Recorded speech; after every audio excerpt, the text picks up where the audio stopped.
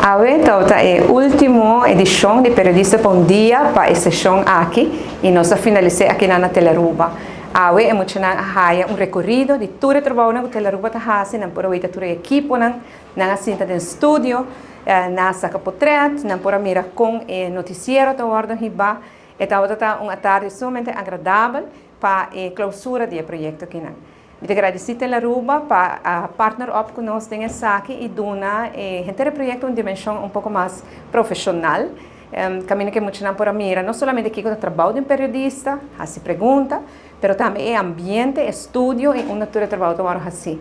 E eu espero que isso inspire-nos muito e que no futuro nós temos periodistas preparar para seguir esse trabalho importante de periodismo.